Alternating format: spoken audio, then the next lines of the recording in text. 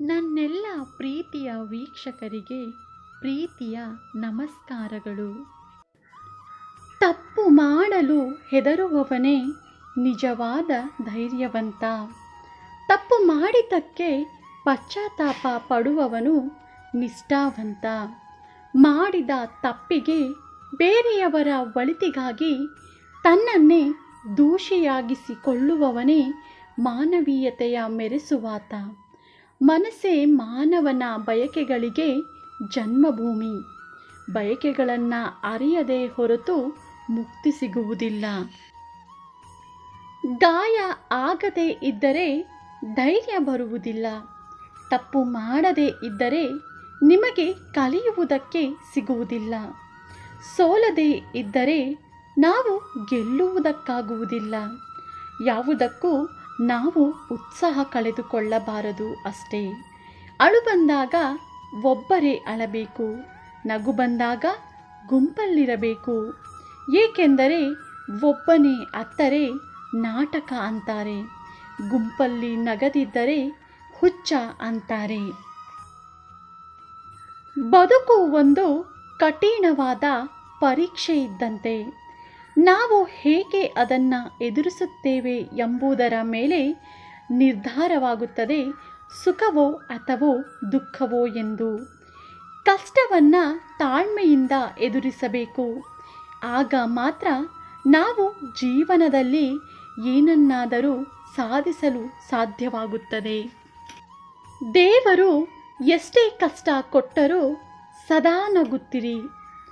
ಕೊನೆಗೊಮ್ಮೆ ದೇವರು ನಿಮ್ಮ ನಗು ನೋಡಿ ಸೋತು ನಿಮ್ಮ ಜೀವನದಲ್ಲಿ ಸುಖ ಮತ್ತು ನೆಮ್ಮದಿಯನ್ನು ಕೊಟ್ಟೇ ಕೊಡುತ್ತಾನೆ. ಕಷ್ಟದಿಂದಲೇ ನಿಮ್ಮ ಸುಖದ ದಿನಗಳ ಜನನವಾಗುತ್ತದೆ. ಸೋಲಿನಿಂದಲೇ ಗೆಲುವಿನ ಪಯಣ ಶುರುವಾಗುತ್ತದೆ. ಅದಕ್ಕಾಗಿ ಕಷ್ಟ ಸೋಲು ಎದುರಾದಾಗ ಅಳುವ ಬದಲು ಖುಷಿಪಡಿ. ಮೊದಲು ಜನರು ಸಾಯುತ್ತಿದ್ದರು, ಆತ್ಮ ತಿರುಗುತ್ತಿತ್ತು. ಈಗ ಆತ್ಮ ಸತ್ತಿದೆ, ಕೇವಲ ಜನರಷ್ಟೇ ತಿರುಗುತ್ತಿದ್ದಾರೆ. ಕೆಲವರಿಗೆ ಪ್ರಯತ್ನ ಪಟ್ಟರೆ ಫಲ, ಕೆಲವರಿಗೆ ಪ್ರಯತ್ನ ಪಡದೆ ಫಲ, ಕೆಲವರಿಗೆ ಎಷ್ಟು ಪ್ರಯತ್ನ ಪಟ್ಟರೂ ಫಲ ಇಲ್ಲ. ಪ್ರಯತ್ನ ಪಡುವುದು ಮಾತ್ರ ನಮ್ಮ ಕರ್ತವ್ಯ. ಎಲ್ಲಿ ಹುಟ್ಟಬೇಕು ಅನ್ನುವುದು ನಮ್ಮ ಕೈಯಲ್ಲಿ ಇರುವುದಿಲ್ಲ, ಆದರೆ ಎಲ್ಲಿಗೆ ಹೋಗಿ ಮುಟ್ಟಬೇಕು ಅನ್ನುವುದು ಮಾತ್ರ ನಮ್ಮ ಕೈಯಲ್ಲಿ ಇರುತ್ತದೆ. ಮನುಷ್ಯನಿಗೆ ನೋವುಗಳು ಸಹಜವಾಗಿ ಬರುತ್ತವೆ. ಹಾಗಂತ ನಾವು ಕುಗ್ಗಬಾರದು. ಆ ನೋವುಗಳನ್ನೇ ನಾವು ಕುಗ್ಗಿಸಬೇಕು. ನೋವುಗಳೇ ನಮ್ಮ ಮುಂದೆ ಕುಗ್ಗಲಾರಂಭಿಸಬೇಕು. ನಿರಾಸೆಯೇ ಬದುಕು ಎಂದು ಕೊರಗಬಾರದು. ಎಲ್ಲ ಕಷ್ಟಗಳು ನಮಗೆ ಎಂದು ಭಾವಿಸಬಾರದು. ಏಕೆಂದರೆ ನಮಗಿಂತಲೂ ಉತ್ತಮರು ಇದ್ದಾರೆ ಹಾಗೂ ನಮಗಿಂತಲೂ ಕಷ್ಟದಲ್ಲಿ ಇರುವವರು ಇದ್ದಾರೆ. ಎಲ್ಲ ಸಮಯದಲ್ಲೂ ಮನುಷ್ಯನಾಗಿದ್ದರೆ ಸಾಕು.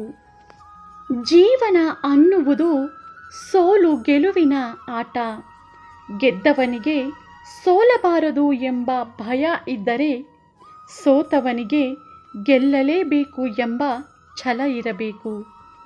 ಜೀವನದಲ್ಲಿ ಸಾಧನೆ ಎಂಬ ಶಿಲೆಯನ್ನು ಕೆತ್ತುವುದಕ್ಕೆ ಗುರಿಯ ಹಾದಿಯಲ್ಲಿ ಎದುರಾಗುವಂತಹ ಅವಮಾನಗಳೆಲ್ಲವನ್ನ ಒಂದೊಂದು ಹುಳಿಪೆಟ್ಟು ಅಂತ ನಾವು ತಿಳಿದುಕೊಳ್ಳಬೇಕು. ಪ್ರತಿಯೊಂದರ ಬೆಲೆ ತಿಳಿಯುವುದು 2 ಬಾರಿ ಮಾತ್ರ. ಒಮ್ಮೆ ಅದನ್ನು ಪಡೆಯುವ ಮೊದಲು ಇನ್ನೊಮ್ಮೆ ಅದನ್ನು ಕಳೆದುಕೊಂಡಾಗ. ಆದ್ದರಿಂದ ಯಾವುದೇ ಆಗಲಿ ನಮ್ಮ ಬಳಿ ಇದ್ದಾಗ ಅದರ ಬೆಲೆ ಅರಿಯುವುದು ಒಳ್ಳೆಯದು. ಕೆಟ್ಟವರು ಕೆಟ್ಟದ್ದು ಮಾಡುವುದಕ್ಕೆ ಶುರು ಮಾಡಿದರೆ ಕೆಟ್ಟದಾಗಬಹುದು ಅಷ್ಟೇ.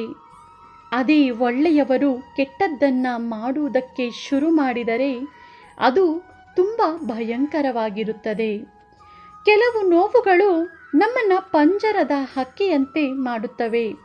ಯಾರಿಗೂ ಏನನ್ನು ಹೇಳುವುದಕ್ಕೂ ಆಗುವುದಿಲ್ಲ ಹಾಗೂ ನೆಮ್ಮದಿಯಾಗಿ ಬದುಕುವುದಕ್ಕೂ ಆಗುವುದಿಲ್ಲ. ಈ ವಿಡಿಯೋ ನೋಡಿದ್ದಕ್ಕಾಗಿ ಧನ್ಯವಾದಗಳು.